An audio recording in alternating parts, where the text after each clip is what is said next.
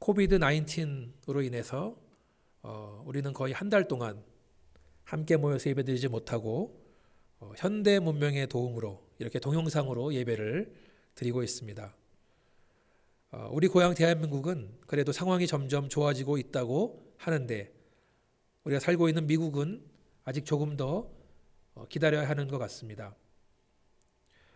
이 목사님과 함께 이야기를 나누면서 적어도 5월 달에는 첫째 주나 둘째 주, 적어도 둘째 주에는 우리가 함께 모여서 얼굴을 마주하고 하나님께 예배드리기를 소망합니다. 만약에 그때 모인다면 아마 의자를 이렇게 붙여놓는 것이 아니라 띄엄띄엄 간격을 놓고 앉을 수 있도록 준비하고 또 들어오시는 모든 분들이 마스크를 착용하고 들어오시도록 권고할 것입니다. 또 아마 교회 입구에서 들어오시는 분 한 사람 한 사람 열을 잴 예정입니다. 참 불편한 것 같지만 저는 그렇게라도 함께 모여서 예배를 드리고 싶은 마음이 간절합니다. 그때까지는 저와 여러분 각자의 가정에서 예배를 드려야 합니다. 비록 지금은 우리가 떨어져서 예배를 드린다고 할지라도 하나님께서는 우리의 예배를 기뻐 받으시는 줄 믿습니다. 하나님을 사랑하고 예배드리기를 기뻐하는 분들 가운데 한량없는 은혜와 평강을 주시는 줄 믿습니다. 사람들은 이번에 팬데믹 현상을 겪으면서 언젠가 이 사태가 끝나게 되면 앞으로의 세상은 그 이전의 세상과는 많이 달라질 것이라고 이야기를 합니다. 어떤 사람은 이번 사태가 제2차 세계대전 이후로 가장 큰 재난이라고 말합니다.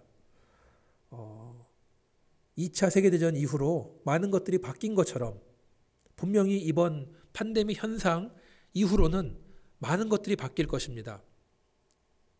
어떤 사람들은 앞으로 교육적인 부분에서 많이 바뀔 것이라고 이야기합니다. 교실에서 선생님과 학생들이 얼굴을 마주보고 만나서 하던 교육에서 이제는 줌과 같은 그런 실시간 영상을 통해서 더 많은 교육이 이루어질 것이라고 이야기를 합니다. 또 산업적인 부분도 달라질 것이라고 말합니다. 이전까지는 3차 산업이라 할 수 있는 서비스나 관광 산업이 가장 발전된 산업이었었는데 그러다 보니까 이제는 이 나라에서 마스크나 산소공급기를 만들 수 없는 그런 상황이 됐습니다. 제조 산업이 없다면 이러한 사태에서 속수무책이라는 것을 경험했기 때문에 아마도 제3세계로 나가 있는 이런 제조업들이 다시 돌아올 것이라고 이야기를 합니다. 그러면 아마 일자리도 많아질 거라고 말을 하고 있습니다. 교회도 바뀔 것입니다. 이전까지는 TV나 동영상으로 예배드리는 것을 되도록이면 피하고 싶었지만 어쩔 수 없이 우리는 떨어져서 예배를 드리는 상황이 됐습니다. 특별히 한국은 신천지 같은 사이비종교 때문에 길거리의 전도가 많이 힘들어졌습니다. 예수의 지상명령에 우리는 순종해야 되는데 어떻게 하면 전도할 수 있을 것인지 아마도 앞으로 전도 방법도 많이 바뀌지 않을까 생각합니다.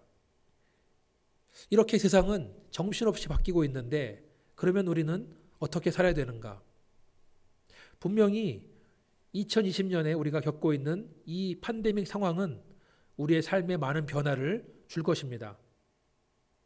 아까 말씀드렸던 2차 세계대전이나 걸프전이나 9.11 테러나 이러한 굵직굵직한 사건들은 우리의 삶에 많은 변화를 주었습니다. 그리고 우리는 그 사건들 이전의 삶으로 되돌아갈 수 없습니다. 그러면 세상에 흐르는 역사보다 더 크고 더 중요한 이야기, 성경을 볼 때 그 이전과 그 이후가 달라진 사건들이 무엇이 있겠습니까? 지금 말씀드리는 세 가지 큰 사건은 바로 창조, 타락, 구속입니다. 이것을 다른 말로 하면 기독교의 세계관이라고 말합니다. 첫 번째로 창조. 하나님께서는 태초에 말씀으로 세상을 창조하셨습니다. 그리고 모든 것의 근본은 하나님이 되십니다. 하나님께서 모든 것을 계획하시고 만드셨기 때문에 우리가 이 땅에 존재하고 살아가는 줄 믿습니다. 그 하나님 만드신 천지 위에서 인간의 모든 역사가 들어 있습니다. 두 번째로 타락. 그것은 아담의 범죄와 인류의 타락입니다. 이제는 다시 돌이킬 수 없는 커다란 사건입니다. 아담의 범죄 이후로 모든 인류는 태어날 때부터 죄인이 되었습니다. 흙에서 났기 때문에 흙으로 돌아갈 수밖에 없게 되었습니다. 어느 누구도 자기의 힘으로 하나님께 갈 수 없게 됐습니다. 분명히 아담의 범죄 이전과 이후는 돌이킬 수 없는 큰 변화가 있었습니다. 또 무슨 일이 있습니까? 세 번째로 구속입니다. 예수께서 이 땅에 오신 사건입니다. 2000년 전에 예수님께서는 사망과 어둠의 그늘에 있었던 백성들에게 생명의 빛을 비춰주셨고 그분을 통해서 우리는 구원을 얻게 되었습니다. 예수님이 이 땅에 오신 사건을 좀 더 자세히 보면 십자가에서 죽으시고 3일 만에 부활하셨습니다. 예수님 이 땅에 오시고 우리를 위해서 사시고 십자가에서 죽으시고 그리고 부활하시고 하늘로 승천하신 사건을 통해서 우리는 율법의 저주 아래에 있던 그 운명에서 은혜 아래서 살게 되었습니다. 부활을 통해서 예수님은 사망의 권세를 이기셨고 그를 믿는 우리들은 영원한 생명을 얻게 되었습니다. 분명히 부활 사건은 그 이전과 그 이후를 비교할 수 없을 정도로 큰 변화라는 것을 우리는 알 수 있습니다. 저와 여러분은 예수의 부활을 믿음으로써 영원한 생명을 얻게 된 줄을 믿으시면 아멘 하시기를 바라겠습니다. 아멘. 오늘 우리가 함께 읽은 본문 말씀은 지난주 부활절에 이 목사님께서 설교해 주신 말씀 그 다음 부분입니다. 부활의 아침에 그 여자들은 막달라 마리아, 요한나, 야고보의 어머니 마리아 등의 여자들이라고 성경이 말하고 있습니다. 그 여인들이 가장 먼저 예수의 무덤을 찾아갑니다. 그들은 예수의 시신을 향품으로 처리하기 위해서 그곳에 간 것이었습니다. 예수께서 부활하셨다는 믿음으로 그곳에 간 것이 아니었습니다. 그들은 무덤에 예수의 시신이 없는 것을 발견합니다. 그리고 천사로부터 예수의 부활 소식을 전해 듣습니다. 아직까지 이 여인들에 있어서 예수의 부활 사건은 전혀 감당할 수 없는 일이었습니다. 여자들은 예수의 무덤이 비었다는 소식을 모여있던 제자들과 무리들에게 전해줍니다. 그리고 그 말을 들은 베드로와 요한이 예수의 무덤으로 달려갑니다. 그러나 그들도 무덤에서 예수를 발견하지 못합니다. 그저 빈 무덤을 보면서 놀랄 뿐이었습니다. 예수님께서 부활하신 그날의 이야기는 오늘 우리가 만나는 두 사람, 엠마오로 가는 두 사람의 이야기와 연결이 됩니다. 이 두 사람은 예수님의 12제자는 아니었습니다. 성경은 이 두 사람이 그 제자들과 함께 있었던 예수를 따르던 사람이라고 말해주고 있습니다. 아마도 이 사람들은 유월절을 기념하기 위해서 예루살렘에서 약 7마일 떨어진 엠마오라는 마을에서 온 사람들인 것 같습니다. 그들은 유월절 절기를 지키기 위해서 예루살렘에 거주하면서 예수를 만나게 되었고 십자가에서 그분이 돌아가시는 것을 목격했던 것입니다. 예수의 죽음을 바라본 이 두 사람은 이제 예루살렘에서의 자기들의 볼일을 마치고 자기가 살고 있던 엠마오로 돌아가는 중입니다. 두 사람은 엠마오로 가는 그 길에서 지난 며칠 동안 예루살렘에서 자기들이 보고 들은 일을 함께 이야기를 나누고 있는 것입니다. 그렇게 십자가에서 죽으신 예수님을 안타까워하면서 또한 슬퍼하면서 가고 있는 이 두 사람에게 예수님이 다가오십니다. 그러나 이 두 사람은 이분이 바로 예수님이라는 사실을 꿈에도 모르고 있습니다. 왜 이 사람들이 그렇게나 그리워하던 예수님을 자기들 앞에 서 있음에도 불구하고 그분을 몰라봤을까요? 오늘 본문 15절 16절 보니까 이렇게 나와 있습니다. 함께 읽겠습니다. 그들이 서로 이야기하며 문의할 때에 예수께서 가까이 이르시러 그들과 동행하시나 그들의 눈이 가리워져서 그인 줄 알아보지 못하거늘. 이 두 사람이 예수님을 앞에 두고도 못 알아본 이유는 그들의 눈이 가리워져서라고 나와 있습니다. 두 눈을 멀쩡히 뜨고 있는 것 같지만 영적으로는 눈이 닫혀 있기 때문에 그렇다는 말씀입니다. 영적인 눈이 닫혀 있으면 말씀을 깨닫지 못합니다. 영적인 눈이 닫혀 있으면 죄를 죄라고 바라보지 못합니다. 선한 것을 선한 것으로 보지 못합니다. 예수님을 예수님으로 보지 못하는 것입니다. 도대체 예루살렘에서 무슨 일이 있었느냐? 이렇게 묻는 예수님에게 이 사람들은 대답합니다. 당신은 어떻게 예루살렘에 있었으면서 거기서 무슨 일이 있었는지 혼자만 모를 수 있느냐? 핀잔을 주고 있습니다. 그들은 예수님에게 자기가 그동안 보고 들은 예수님에 대해서 이야기를 합니다. 이 두 사람이 하는 말을 정리하자면 예수란 분은 하나님과 모든 백성 앞에서 말과 일에 능하신 선지자였다라고 말합니다. 이 두 사람이 예수님을 하나님의 아들이 아닌 선지자라고 말한 이유는 그분께서 십자가에서 죽은 것을 보았기 때문입니다. 그들의 믿음은 아직까지 예수님이 그리스도이시고 하나님의 아들이라는 데까지는 도달하지 못했습니다. 왜 그렇습니까? 아직까지 부활하신 예수님을 보지 못했기 때문에 그렇습니다. 정확히 말하자면 부활하신 예수님을 만났지만 만나지 못했기 때문에 그렇습니다. 그들은 혹시 십자가에서 죽으신 분이 예수란 분이 어쩌면 이스라엘을 속량할 분이 아니었을까 생각했다고 말합니다. 속량이라는 말은 구원을 말합니다. 이들은 혹시 예수란 분이 이스라엘 백성을 구원하실 분이 아니었을까 생각을 했다는 것입니다. 계속해서 이들은 말합니다. 바로 오늘 아침에도 그들과 함께 있던 여인들이 예수의 무덤에 갔지만 시신을 못 찾았다는 말을 하더라는 것입니다. 그리고 함께 있던 사람들 중에 두 사람, 베드로와 요한이 무덤에 가봤지만 그들 역시 예수를 못 찾았다라고 소식을 들었다는 이야기를 합니다. 사랑하는 여러분, 이 두 사람의 말을 듣는 예수님의 마음이 얼마나 답답했을까요? 오죽하면 오늘 우리가 함께 읽은 말씀 25절에 나온 것처럼 미련하고 선지자들이 말한 모든 것을 마음에 더디 믿는 자들이여 라고 말하겠습니까? 본격적으로 예수님이 하신 말씀을 보기 전에 한 가지 꼭 하고 싶은 말씀이 있습니다. 저는 이 엠마오로 가고 있는 두 사람, 이들을 보면서 교회를 생각합니다. 이 두 사람은 함께 신앙의 여정을 같이 하고 있는 것입니다. 그러나 아직까지 부활의 확신이 없기 때문에 어디로 갈지 모른 채 그냥 가고 있다는 것입니다. 그들의 믿음은 아직 부족한 믿음이었습니다. 그런데 우리는 이 두 사람에게 부활의 믿음이 없다고 책망할 수만은 없습니다. 사랑하는 여러분, 예수의 부활을 보았던 베드로도 아직까지 믿음이 적었던 것을 우리는 보게 됩니다. 요한복음 21장 2절 3절을 보시면 이렇게 나와 있습니다. 제가 읽어드리겠습니다.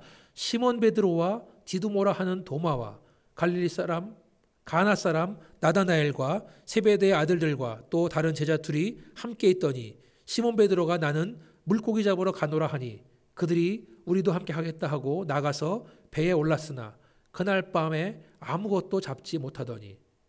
자, 베드로와 제자들은 분명히 그 전장인 요한복음 20장에서 부활하신 예수님을 만났습니다. 그렇지만 그들은 앞으로 어떻게 살지, 뭘 해야 될지 몰랐던 것입니다.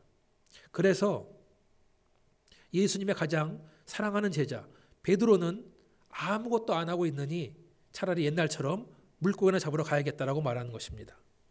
그러자 함께 있던 도마, 그도 며칠 전에 예수님의 손과 예수님의 허리에 상처를 보고 두 눈을 확인했던 사람이지만 베드로를 따라서 고기 잡으러 갑니다. 나다나엘, 그가 예수님 처음 만났을 때에는 예수님에게 당신은 하나님의 아들이고 이스라엘의 임금이라고 고백했지만 그도 고기를 잡으러 따라갑니다. 또한 예수님과 가까이 있었던 세베대의 두 아들 야고보와 요한도 베드로를 따라가고 또 다른 어부 출신 제자들도 모두 함께 고기를 잡으러 갈릴리로 간 것이었습니다. 그러나 그날 밤에 역시 그들은 허탕을 칩니다. 그리고 그 다음날 새벽에 그들은 다시 예수님을 만나는 것을 우리는 볼 수 있습니다. 이렇게 갈팡질팡 우왕좌왕 하는 믿음을 가진 사람들에게 예수님은 찾아오셨습니다. 두 사람의 믿음의 여정을 하면서 엉뚱한 방향으로 가는 것 같지만 예수님이 찾아오셔서 그들과 함께 하셨다는 것입니다. 저는 며칠 전에 이아브람 목사님의 오랜 친구분께서 목사님의 보낸 문자의 내용을 보고 감동받은 적이 있습니다. 그 내용이 뭐냐면 세상의 많은 교회들은 모두 갈라서고 있는데 어떻게 두 교회가 만나서 이렇게 한 교회가 되었느냐고, 정말 이 교회를 향한 기대가 크다는 그 말씀을 듣고 저는 큰 위로와 감동을 받았던 기억이 있습니다. 사랑하는 여러분, 이렇게 한 교회가 된 우리들에게 반드시 필요한 것은 바로 예수 그리스도인 줄 믿습니다. 예수께서 함께 하셔야 우리가 바른 길로, 바른 목적지로 가는 줄 믿습니다. 이 두 사람을 볼 때 그냥 부활이라는 단어 하나만 말하면 모든 것이 풀릴 것 같은데 그 한마디를 하지 못하는 이 답답하고 더디 믿는 사람들에게 예수님이 이 말씀을 해주십니다.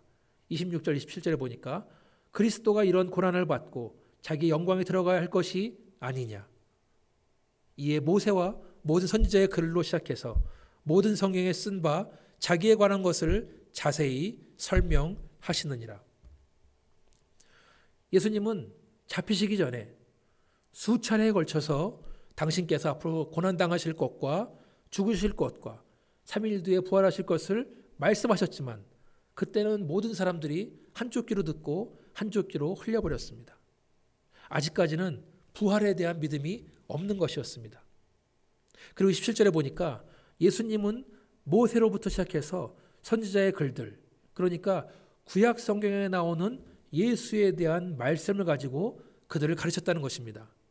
여기서 주목해야 될 것은 예수님도 성경을 가지고 사람들을 가르쳤다는 것입니다. 다시 말해서 성경 공부는 모든 믿는 자에게 절대적으로 필요한 것이라는 말씀입니다. 믿으시면 아멘 하시기 바라겠습니다. 아멘.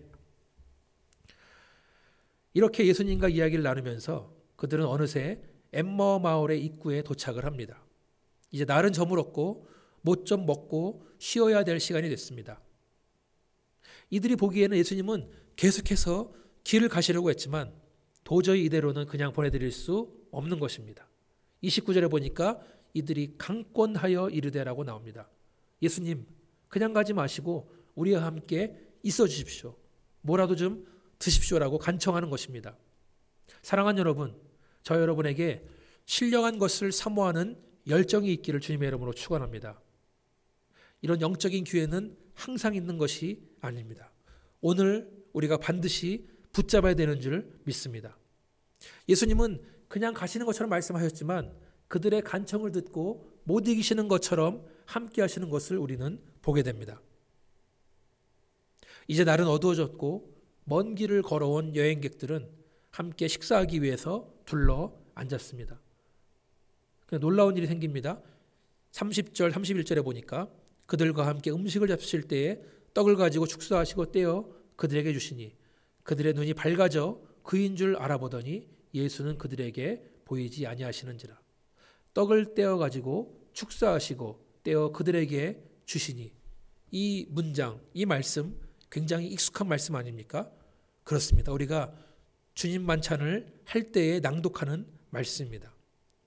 이 두 사람에게는 바로 3일 전에 예수님과 나눈 마지막 만찬에서 예수님께서 식사하시다가 하셨던 행동을, 하셨던 말씀을 들은 것입니다.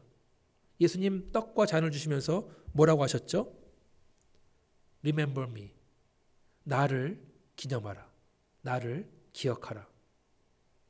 이 두 사람은 떡을 떼서 자신에게 주시는 장면을 보면서 며칠 전에 예수님이 하신 말씀을 떠올린 것입니다. 나를 기억하라. 이 말을 들은 그들에게 놀라운 일이 생깁니다. 31절 보니까 그들의 눈이 밝아졌다. 아까 낮에만 해도 그들의 눈이 가리워져서 예수를 못 알아봤다고 나왔지만 이제는 그들의 눈이 밝아진 것입니다. 지금 앞에서 떡을 떼어서 축사하시고 나눠주시는 분이 바로 며칠 전에 떡을 떼서 나눠주었던 예수라는 것을 깨닫게 되는 것입니다. 지난 금요일에 십자가에서 죽으셨던 예수께서 오늘 아침에 여인들과 다른 제자들이 애타게 찾았던 그 예수께서 다시 사셔서 그들 앞에 계시다는 것을 지금 깨닫는 것입니다. 이 모든 것은 그들의 눈이 밝아졌기 때문에 그렇게 된 것입니다. 바로 예수께서 닫혀있던 그들의 영적인 눈을 뜨게 해주신 것입니다. 당신께서 사망 권세를 이기시고 부활하신 것을 이들에게 직접 보여주신 것입니다. 조금 전까지만 해도 부활하신 예수님을 바로 앞에 두고서도 알아보지 못했던 미련하고 더디 있던 사람들에게 예수님을 부활하신 당신의 모습을 보여주심으로써 그들로 하여금 부활하신 주님을 믿게 하신 것입니다. 그리고 정신을 차리고 보니 조금 전까지 앞에 있던 예수님은 떠나셨습니다. 그리고 이 두 사람은 오늘 있었던 일들을 떠올립니다. 32절에 보니까 그들이 서로 말하되 길에서 우리에게 말씀하시고 우리에게 성경을 풀어주실 때에 우리 속에서 마음이 뜨겁지 아니하더냐. 처음에 이 여행을 출발할 때 이들은 매우 슬펐습니다. 이 여행을 가야 되나 말아야 되나 마음을 정하지 못하고 있었습니다. 한 걸음 한 걸음이 무거운 발걸음이었습니다. 그러나 지금은 달라졌습니다. 예수님과 이야기할 때에 예수께서 성경 말씀을 가르쳐 주실 때에 그들의 마음은 뜨거워졌습니다. 그리고 그들은 어떻게 합니까? 33절에 보니까 곧 그때로 일어나 예루살렘에 돌아가. 기껏 오늘 하루 종일 그 먼 길을 걸어왔는데 이제는 해도 져서 어둡고 쉬어야 되는 시간인데 음식도 남아있는데 이들은 즉시 일어나서 예루살렘으로 돌아갑니다. 왜 이 사람들은 그 밤에 다시 왔던 길을 돌아갑니까? 자기들이 만난 부활하신 예수의 소식을 전하기 위해서입니다. 아마도 그들은 예루살렘까지 빠른 걸음으로 갔을 것입니다. 그리고 아직까지 한 자리에 모여있던 예수의 제자들과 또 함께했던 사람들을 만납니다. 그런데 예루살렘에 모여있던 그 사람들이 먼저 예수의 부활 소식을 말해줍니다. 시몬 베드로도 예수를 만났다고 말해줍니다. 엠마오에서 돌아온 이 두 사람도 오늘 그들에게 있었던 일을 말해주고 또 어떤 일이죠? 엠마오에 가는 길에서 있었던 일, 그리고 예수께서 떡을 떼시면서 자기들에게 나타냈던 그런 것들을 말해줍니다. 예수의 부활 소식은 절망과 슬픔에 있었던 그들에게 희망과 기쁨을 주는 소식이었습니다. 그리고 예수의 부활 소식은 오늘을 살고 있는 저와 여러분에게도 천국의 소망과 영원한 기쁨을 주는 소식인 줄 믿습니다. 말씀을 정리합니다. 저는 아까 말씀드린 것처럼 오늘 엠마오로 가는 이 두 사람 보면서 교회를 생각을 했습니다. 교회는 여러 사람이 하나가 돼서 영적인 여행을 하는 것이라고 믿습니다. 그리고 그 영적인 여행길에는 반드시 우리의 목자 되신 예수님과 동행해야 되는 줄 믿습니다. 우리에게는 예수가 필요합니다. 예수께서 우리의 닫힌 눈을 열어주셔야 됩니다. 예수께서 스승되셔서 말씀을 가르쳐 주셔야만 합니다. 그리고 마치 이 두 사람이 엠마오 입구 목적지까지 거의 왔다가 계획에도 없던 예루살렘으로 뒤돌아갔던 것처럼 우리가 세운 계획은 예수의 복음 앞에서는 아무것도 아니라는 것을 알아야 됩니다.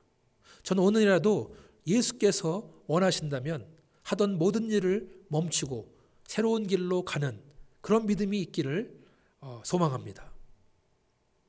우리가 해야 될 일은 예수의 부활 사건을 다른 사람들에게 알리는 것입니다.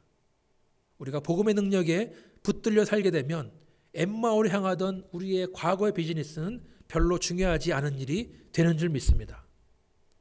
그리고 한마디만 더 드리자면 저와 여러분이 함께 모여서 예배하고 기도하고 말씀을 나눌 때에 그 마음이 뜨거워지기를 간절히 소망합니다. 비록 지금은 우리가 떨어져서 각자의 자리에서 예배를 드리고 있지만 예수께서 각 가정마다 우리와 함께 하신다면 마음이 뜨거운 예배, 우리의 심령이 감동받는 예배를 드리게 되는 줄 믿습니다. 그러나 꼭 알아야 될 것이 하나 있습니다. 저와 여러분의 마음을 뜨겁게 하는 것, 닫혔던 영적인 눈을 뜨게 하는 것은 홍 목사가 하는 일이 아닙니다. 예수님이 하시는 것입니다. 저도 한때는 말 한마디만 하면 사람들의 마음이 뜨거워지고 영적인 눈을 뜨게 하는 그런 목사가 되고 싶은 적도 있었습니다.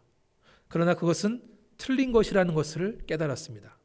저에게는 사람들의 마음을 뜨거워지게 하는 능력도 없고 영적인 눈을 뜨게 하는 능력도 없습니다. 그렇게 되기 원하지도 않고 흉내도 안 낼 것입니다. 왜냐하면 그것은 예수님의 일이기 때문에 그렇습니다. 혹시 여러분 중에 저에 대해서 그런 환상을 가지고 있다면 오늘 버리시기를 바랍니다. 저는 감당할 수도 없고 흉내낼 생각도 없습니다. 그저 제 자신이 하나님 말씀 앞에 서 있는 겸손한 사람, 성령 충만으로 예배드리기 원하는 그런 사람이 되기만을 바랄 뿐입니다. 두 교회가 하나가 됐습니다. 아무리 좋은 뜻으로 사람들이 모인다고 한들 그곳에 예수님이 없다면 모든 일이 허사인 줄 믿습니다. 저는 우리 교회가 예수의 복음에 붙들린 교회가 되기를 소망합니다. 우리가 모여서 신앙생활할 때에 닫혔던 우리의 눈이 활짝 열리기를 소망합니다. 우리들의 마음이 뜨거워지기를 원합니다.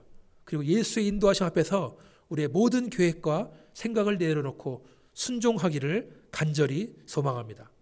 그리고 우리 교회가 하나님의 은혜 충만한 교회, 성령 충만한 교회가 되기를 간절히 소망합니다. 같이 한번 기도하시겠습니다. 아버지 하나님, 절망과 공포 속에서 먼 길을 가던 나그네에게 예수께서 오셔서 그들을 위로하시고 말씀을 가르쳐 주시며 그들의 마음을 뜨겁게 하신 그 예수님께서 오늘도 우리와 함께 하시는 것을 믿습니다. 아버지 하나님, 우리가 함께 모여 영적인 여행을 하고 있는데 이 여행길에 예수님이 함께 하시고 우리를 인도하시기를 간절히 소망합니다.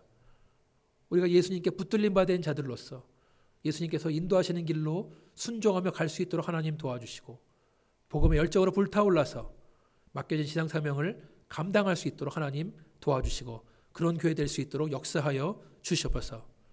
아버지 하나님, 비록 세상은 혼란스럽고 사람들이 마음을 정하지 못하고 있지만 아버지, 이렇게 힘들고 어려운 때에도 우리는 우리의 눈을 들어서 하나님을 바라보기를 간절히 바라고 하나님께서 모든 것을 회복하신다는 것을 믿기를 원하고 언젠가는 우리가 함께 모여서 기쁜 마음으로 예배할 수 있는 그날이 올 줄을 믿습니다. 그때까지 우리가 기도하며 기대할 수 있도록 하나님 도와주시고 아버지 하나님, 각 가정마다 지켜주셔서 우리가 주님 주시는 온전한 은혜와 평안으로 충만할 수 있도록 하나님 도와주셔서 이 모든 말씀을 예수님 이름으로 기도했습니다. 아멘.